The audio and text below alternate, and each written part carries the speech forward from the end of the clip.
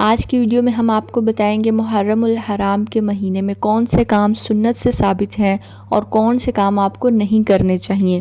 یوں تو سال کے 12 مہینے اور ہر مہینے کا ہر دن اللہ تعالیٰ کا پیدا کیا ہوا ہے، لیکن اللہ تعالیٰ نے اپنے فضل و کرم سے کچھ ایام کو خاص فضیلت عطا فرمائی ہے اور ان خاص ایام میں کچھ خاص احکام بھی فرمائے ہیں۔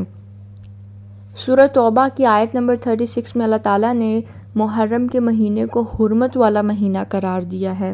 رسول اللہ صلی اللہ علیہ وسلم سے عاشوراء کے روزے کے متعلق سوال ہوا تو آپ صلی اللہ علیہ وسلم نے فرمایا کہ اس سے 1 سال کے گزشتہ گناہ معاف ہو جاتے ہیں۔ اس دن کا تقدس یہی ہے کہ 10 محرم کو روزہ رکھا جائے اور روزہ رکھنا سنت سے ثابت ہے، لیکن یہودیوں کی مشابہت سے بچنے کے لیے 9 محرم یا 11 محرم کا روزہ بھی ساتھ ملا لیں، یعنی 2 روزے رکھیں، 9 اور 10 محرم کا روزہ رکھ لیں یا 10 اور 11 محرم کا روزہ رکھ لیں۔ عاشوراء کے دن اپنے گھر والوں پر وصعت کرنا بھی ثابت ہے۔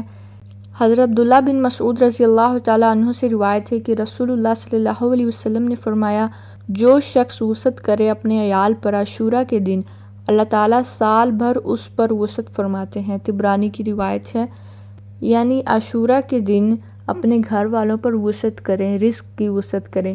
اس کی تعویل اس طرح سے ہے کہ آپ روزہ بھی رکھیں اور افطاری میں وصعت کر دیں۔ اللہ تعالیٰ ہمیں دین پر صحیح طریقے سے چلنے والا بنائے اور بدعات سے محفوظ فرمائے، آمین۔